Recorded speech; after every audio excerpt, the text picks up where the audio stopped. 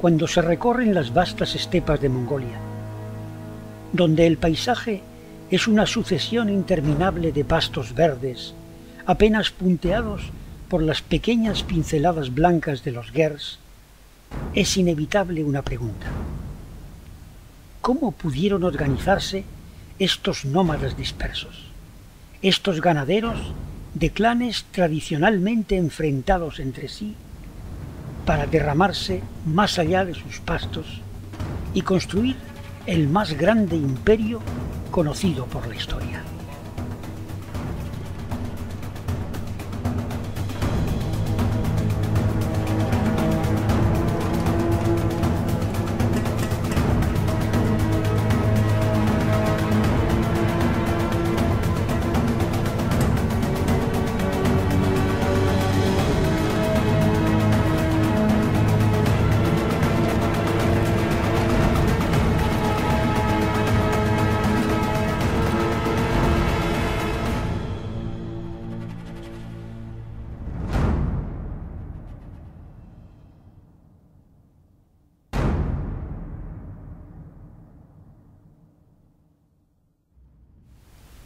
Pero la palabra no es construir. Los 100.000 jinetes que asolaron Eurasia en el alborear del siglo XIV no construyeron nada. Su imperio fue un reguero infinito de desolación y de muerte. Durante 3 generaciones no conocieron sino la destrucción y el pillaje, hasta que, asentados en China, sucumbieron al refinamiento y a la sabiduría del viejo imperio del cielo.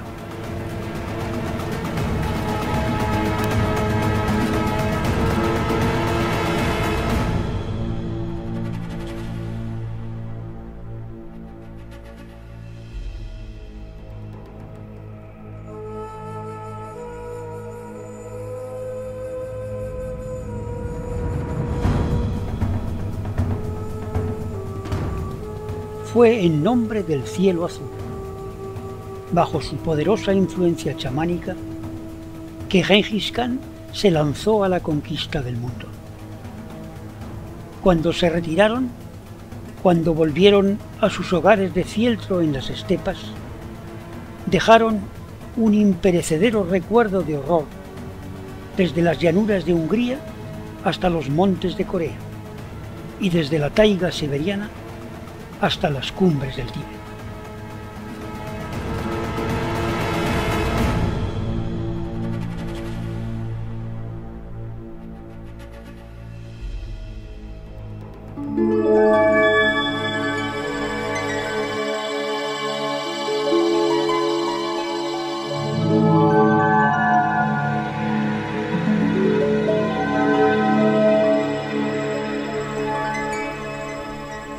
Hoy se glorifica a Gengis Khan como al padre de la patria mongola. Los descendientes de uno de los hombres que mayor influencia han tenido en la historia del mundo le honran sintiéndose orgullosos de aquel terrible pasado. Sobre una de las colinas en que nació su imperio, o en el mismo centro de Ulan Bator, presidiendo el parlamento del nuevo estado de Mongolia, severas estatuas de Gengis Khan, custodiado por sus guerreros, parecen mirar al mundo desde la cima del poder.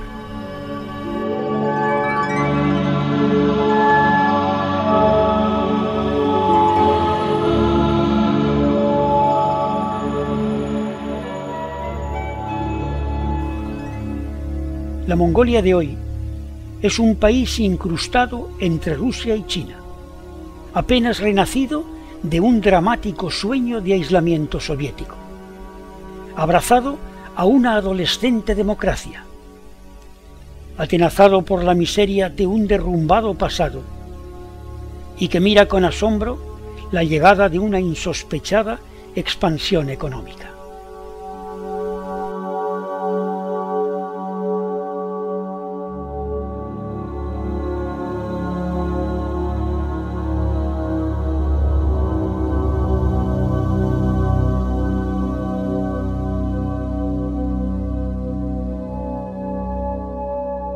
La taiga helada y los grandes bosques desiertos son el paisaje del norte, la indefinible frontera con la inmensidad de Siberia.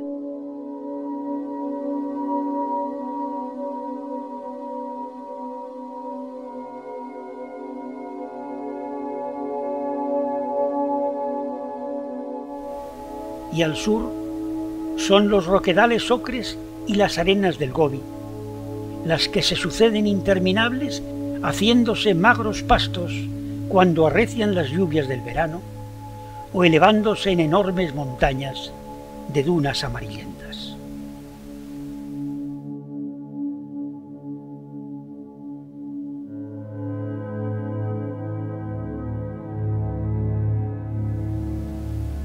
Son los inmensos pastos de las mesetas centrales los que dan la vida a Mongolia.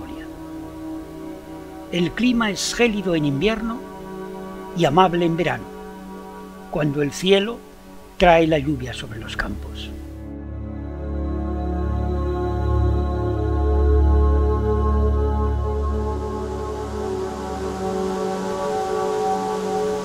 En la primavera, de las cadenas montañosas que flanquean la meseta, se derraman ríos generosos sobre las estepas relucientes.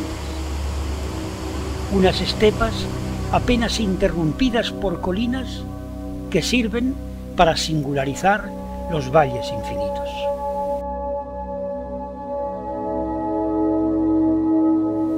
Es el reino de los caballos y de los yaks, de los camellos y de las ovejas, de las manadas domesticadas que constituyen la base de la vida de los nómadas.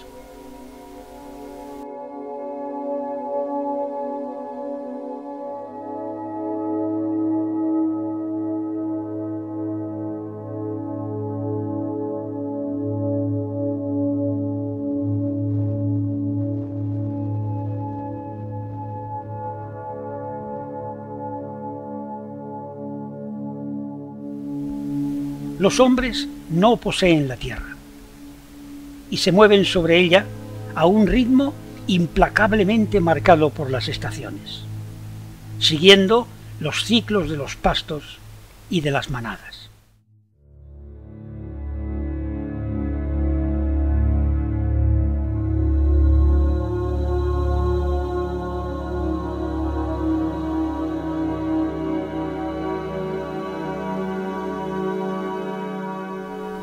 No tienen gran cosa. Sus tiendas transportables, sus humildes objetos domésticos y los animales que les proporcionan cuanto necesitan para vivir. Su generosidad es legendaria. Bajo sus gers hay siempre comida y cobijo para los forasteros. Leche fermentada de los caballos, fuertes quesos endulzados, golosinas extraídas de la naturaleza que les rodea.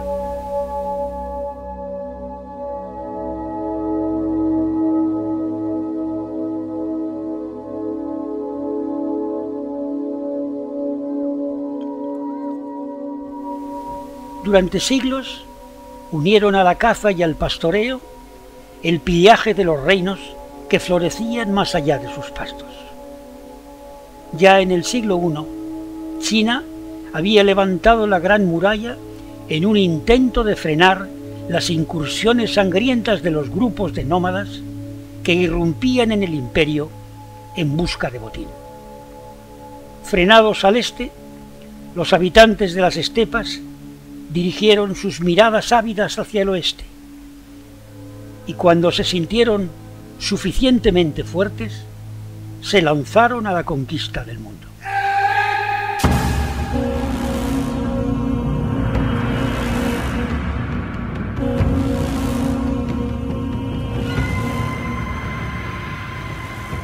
Primero fue el pueblo del sol, los hunos, quienes al alborear del siglo III vagaron por la India y avanzaron hasta el corazón de Europa en búsqueda de pastos y de riquezas.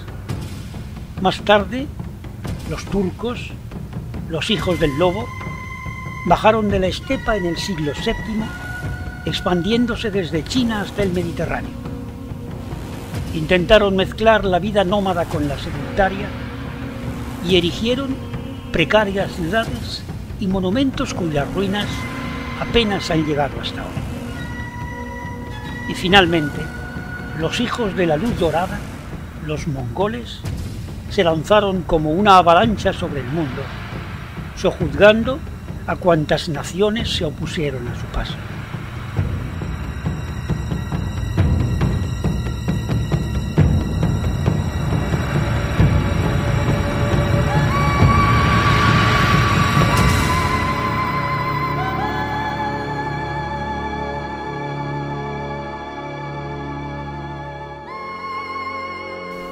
Todos ellos habían nacido en los hermosos valles de los ríos mongoles, junto a los lagos de poéticos nombres que reflejan la estepa. Escasas ruinas la pueblan.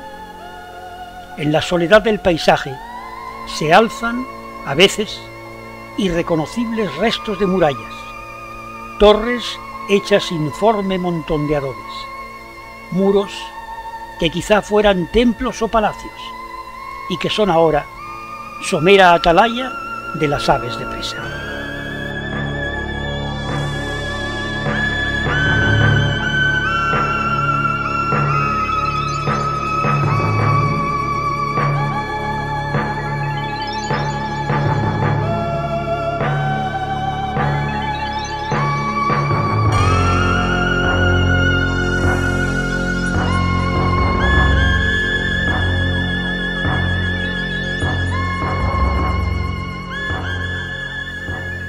Solo algunas estelas, recuerdos imposibles de príncipes olvidados, se alzan acá y allá como mudos testimonios de gestas pasadas.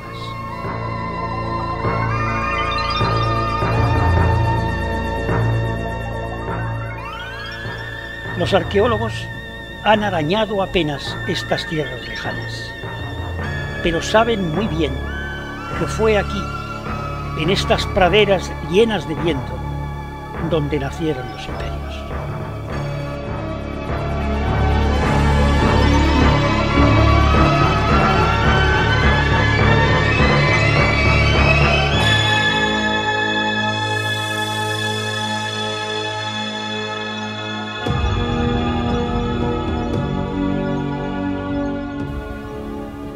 No levantaron templos ni construyeron ciudades. Ni siquiera una necrópolis marcó el final de sus vidas.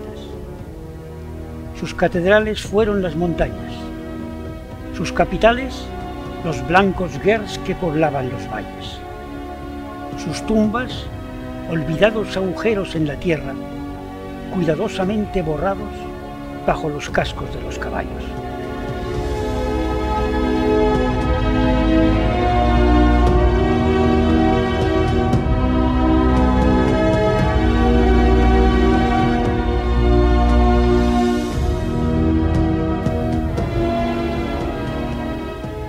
Un mongol sin un caballo es como un pájaro sin alas.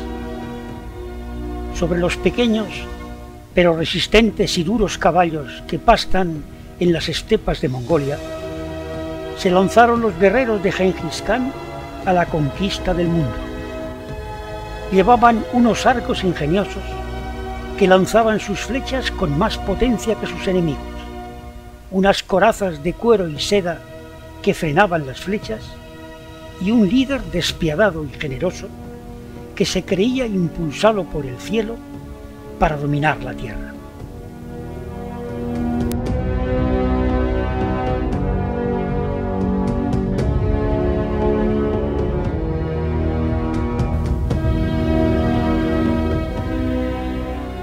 Gracias a la historia secreta de los mongoles, una crónica elaborada en tiempos de Ogedei, el hijo y sucesor de Gengis Khan, conocemos la personalidad de uno de los hombres que más ha influido en la historia del mundo. Obsesionado con la idea de la conquista, exterminó a cuantos se le opusieron, pero fue generoso con los que se le rendían. Fue implacable con la traición, pero no dudó en traicionar cuando ello servía a sus fines. Fue respetuoso con las religiones e impulsó el contacto entre los pueblos. Y a su muerte, y mientras se mantuvo el imperio, los caminos de Eurasia se abrieron al comercio por un largo periodo de tiempo que la historia recuerda como la Pax Mongolica.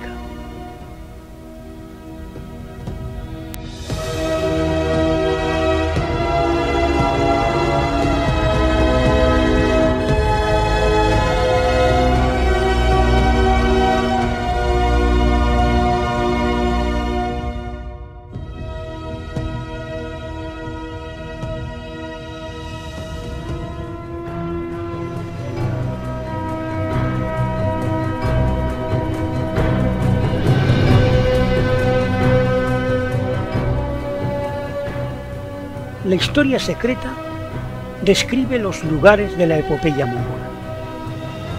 Se han levantado monumentos que tratan de amarrar la historia al paisaje, pero toda identificación es dudosa en esta tierra multiplicada de paisajes. Y así, Gengis Khan gravita sobre los 4 puntos cardinales. En cada montaña, en cada río, en cada punto singular de la estepa interminable.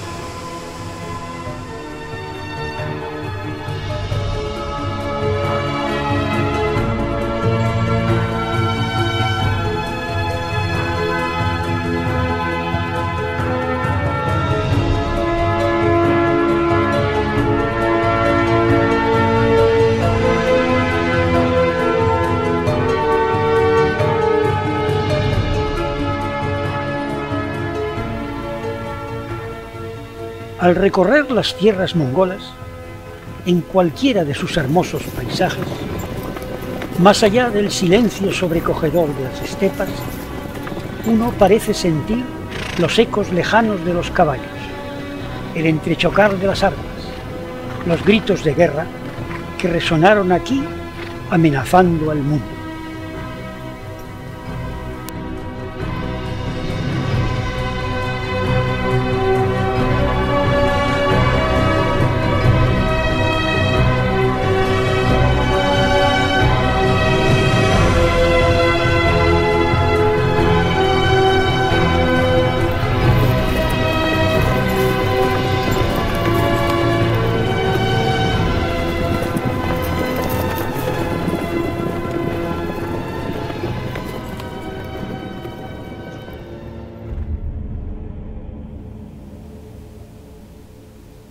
Del imperio mongol nos han llegado escasos restos materiales. En el Museo Nacional de Ulan Bator hay unas salas envueltas en misterio que guardan las reliquias del imperio. Allí están los arcos y las corazas que les hicieron invencibles, sus temibles estandartes de colas de yak, las sillas, los estribos y los bocados con que dominaban a sus caballos.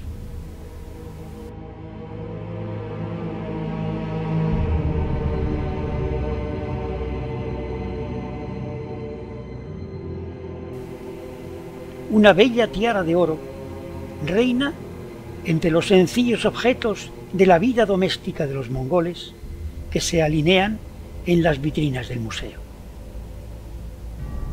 Las estelas que marcaban límites y proclamaban tratados, delimitaban un mundo que podía ser recorrido libremente si se poseía el salvoconducto de plata que sólo el emperador podía otorgar.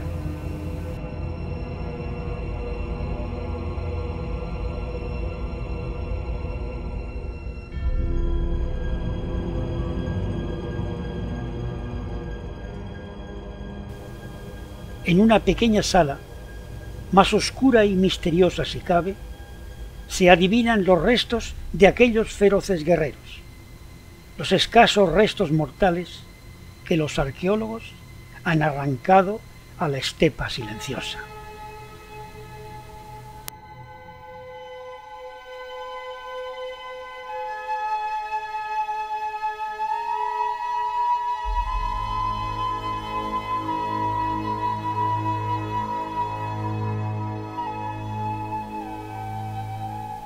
Ogedei, el hijo y sucesor de Gengis Khan, levantó la ciudad de Karakorum en un intento de emular las glorias de las ciudades que ellos habían arrasado. Durante poco más de 40 años, hasta que un nuevo Khan trasladó la corte a Pekín, sobre estas tierras desoladas del centro de Mongolia, se levantó la capital del mundo. Había fuentes que emanaban vino y perfumes, y hasta 16 religiones se disputaban los favores del Khan. Pero fue aún más efímera que el imperio, y la revancha de sus enemigos no dejó de ella piedra sobre piedra.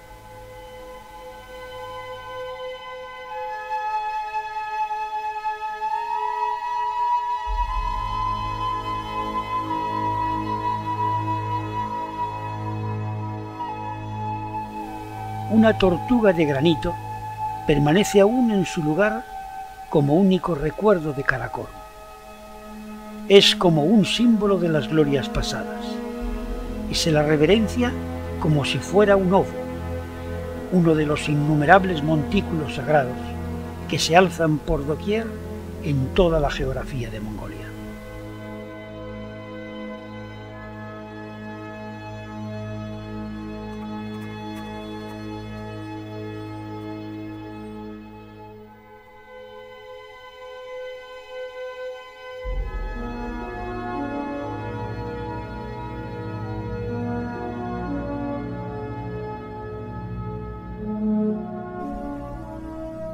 Son un nexo de unión entre el cielo y la tierra, entre el dios del cielo azul y el hombre. La mayoría no son sino humildes montículos de piedras. Algunos son una gigantesca acumulación de objetos inverosímiles, y unos pocos son rocas veneradas hundidas en los lugares geománticos de la tierra, allí donde se concentra la energía de Dios.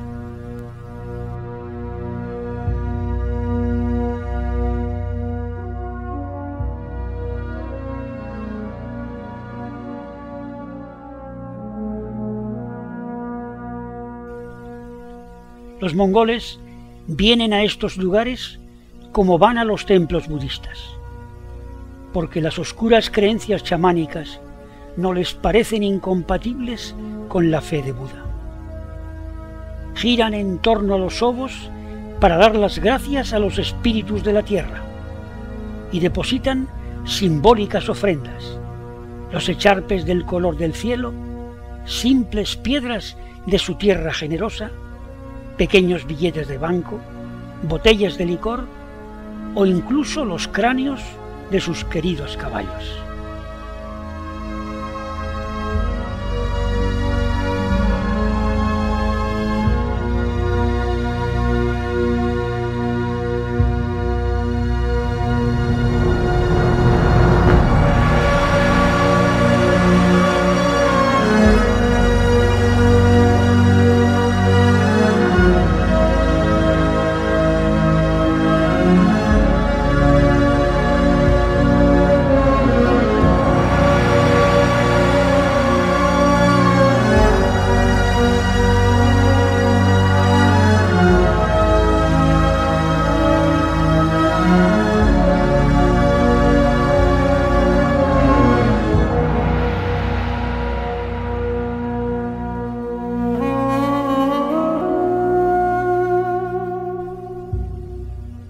En las praderas surgen, a veces, grandes rocas de granito que han sido pulidas por el roce de innumerables manos piadosas. Los mongoles les atribuyen el poder de conceder larga vida, o sabiduría, o riqueza, o amor.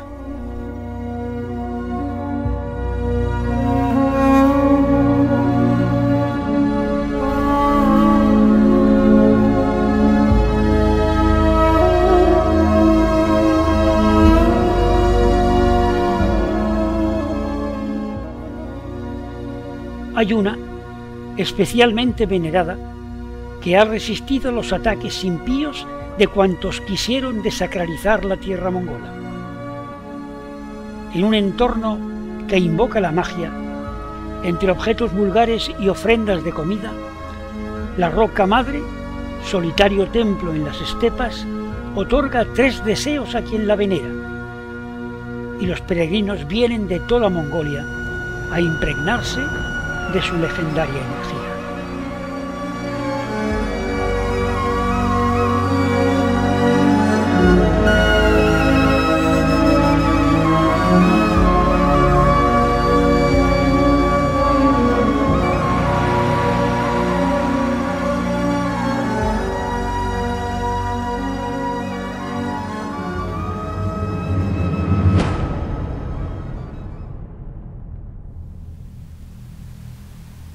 El budismo enraizó en Mongolia mucho más tarde de que los emperadores mongoles conquistaran la tierra guiados por el cielo azul. Fue Kublai Khan, el emperador que acogió a Marco Polo en Pekín, quien abrazó el budismo, y desde entonces los nómadas contemplaron inquietos cómo se elevaban por doquier, sobre su tierra impoluta, los templos y los monasterios dedicados a Buda. Una religión que predicaba la paz para unos hombres que glorificaban la guerra. No fue un proceso fácil, pero los mongoles se convirtieron al budismo y ya nunca más desbordaron los límites de sus estepas.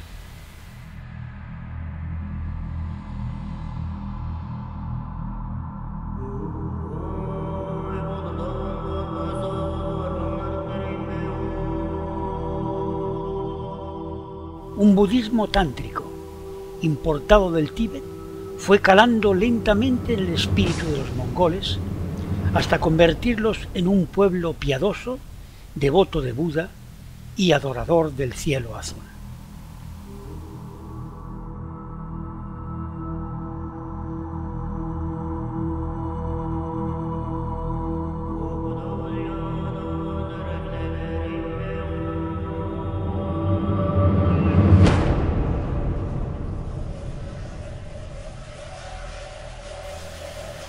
De los 1000 templos que se levantaron en Mongolia, solo unos pocos permanecen aún en pie. Numerosos entramados de madera chamuscada atestiguan las no lejanas purgas del régimen soviético.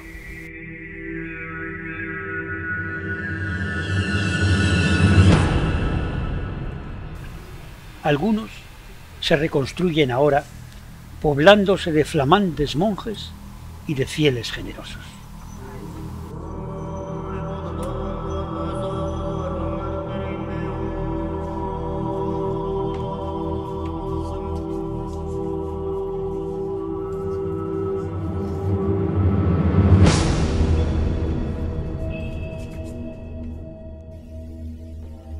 Por entre las pedregosas arenas del Gobi pueden verse aún viejos muros arruinados que fueron cenobios de monjes legendarios y que vuelven lentamente a la vida con el flamear de los echarpes azules.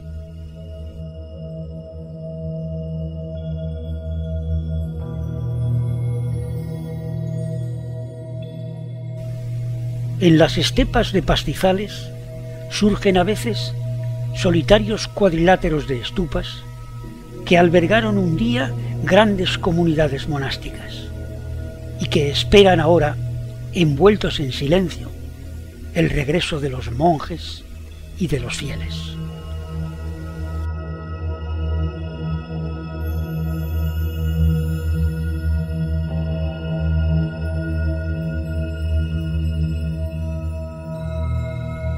Y en los montes sagrados de Cangai, o en las colinas que dominan las pequeñas comunidades de Mongolia, los viejos muros se levantan de nuevo, atestiguando el regreso de la fe de Buda.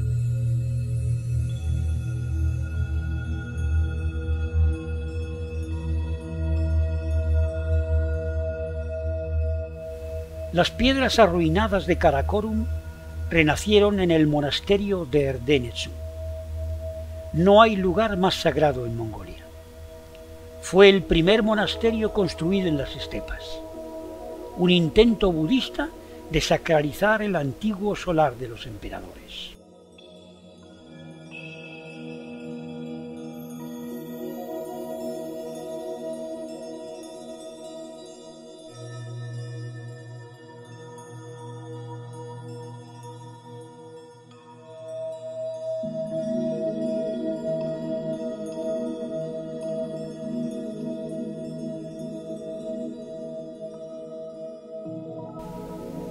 Llegó a tener 100 templos y más de 1000 monjes.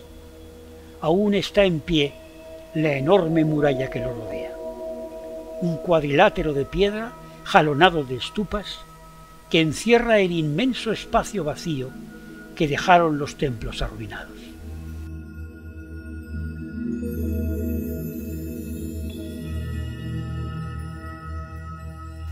Solo 3 templos han sobrevivido.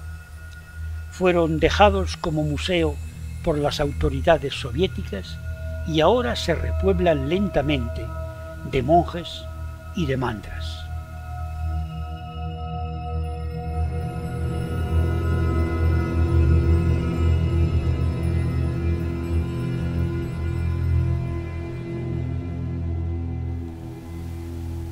El monasterio de Tofkon se agarra a las rocas que coronan una de las montañas de Cangai.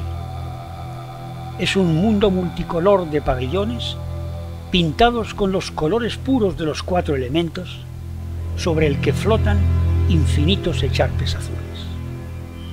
Suben a Tofkon multitudes para honrar a un mítico monje que hizo de este lugar un centro de religiosidad y de arte a mediados del siglo XVII.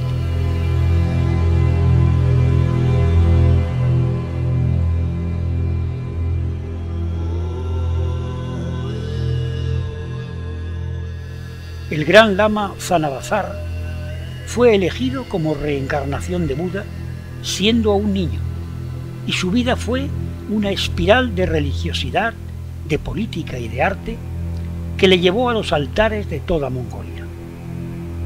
Gran parte de su obra ha sido destruida por una historia implacable, pero aún resplandecen algunas de sus imágenes en los monasterios y en los museos de Mongolia.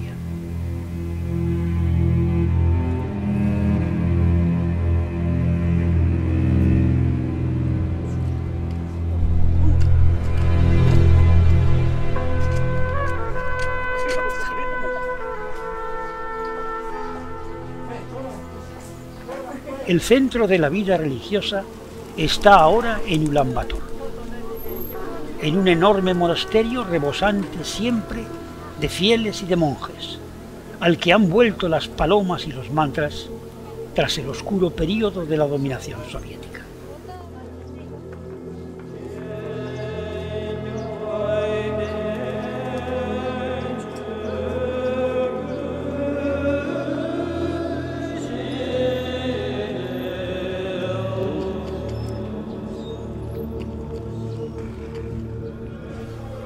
El templo central del monasterio de Gandan está presidido por una enorme estatua dorada del Bodhisattva de la compasión, rodeado de centenares de Budas de la longevidad.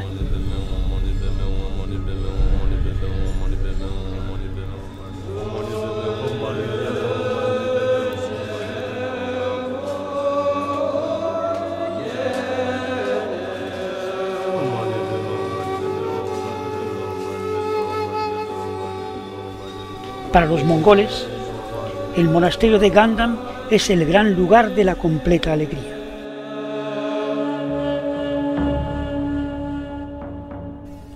Y vienen aquí a impregnarse de esa alegría. Vienen a ofrecer sus dádivas a los monjes, a celebrar sus bodas y a llorar por sus difuntos. Vienen a jugar con sus hijos y a sentarse a la sombra de los pabellones dorados. Se sumergen aquí en la intemporalidad de lo sagrado, humillándose ante las imágenes de Buda, girando al mundo los molinillos de oración y rodeando las blancas estupas que santifican los anchos espacios de Gandan.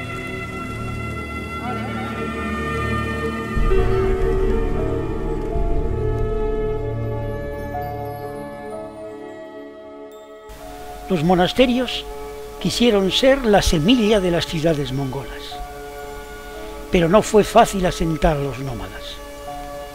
En torno a los monasterios, en un lento proceso, fueron agrupándose los gers para formar pequeñas comunidades con un modo de vida desconocido hasta entonces en las estepas.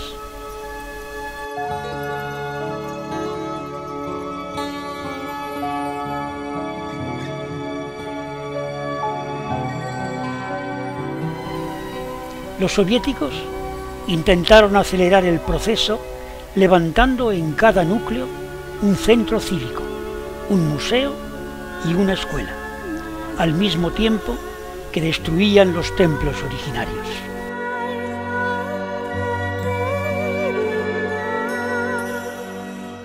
Trataron de sustituir la vida nómada por la sedentaria, convirtiendo en tierras de labor los espacios abiertos y levantando fábricas en torno a los poblados. Pero al caer el régimen, los campos de cereales regresaron a ser pastos. Los centros y los museos entraron en letargo. Las fábricas se convirtieron en horribles esqueletos y la vida nómada se impuso de nuevo.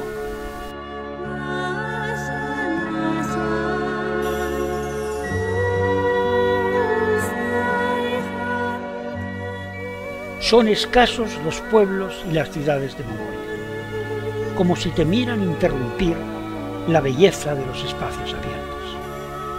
Allí donde se levantan son pequeñas aglomeraciones, en su mayor parte formadas por gers rodeados de feas empalizadas y por las ruinas industriales del pasado soviético.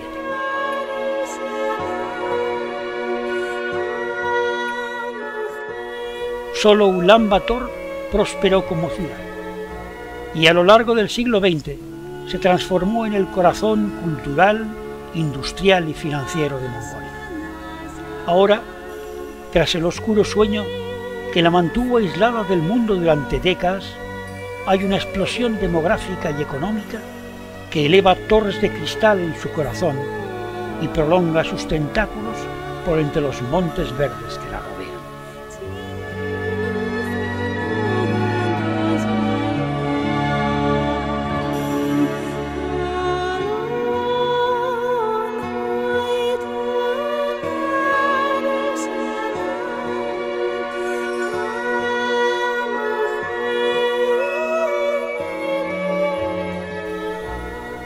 Dicen que Mongolia empieza donde Ulan Bator termina. Y es cierto, hay una lucha evidente entre la ciudad que avanza y la estepa que se retira.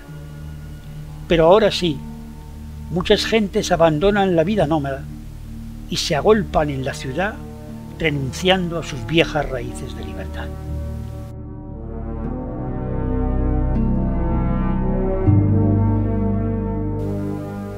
El Zaisan Memorial se levanta sobre una colina que domina Ulan Bator. Es el inevitable monumento a las víctimas de las guerras, poblado por todas las clásicas imágenes de la iconografía soviética.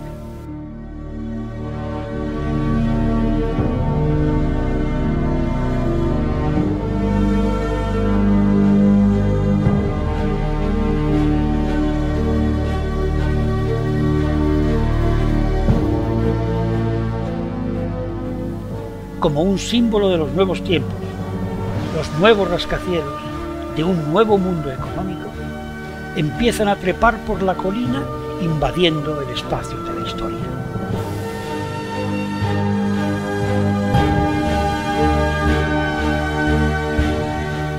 La gran plaza de Sukbatar es el centro vital de la capital mongola. Paseamos por ella bajo la mirada severa de Genghis Khan y sus guerreros, mirando más allá de los ojos a este crisol de generaciones que están viviendo una profunda transformación en sus vidas.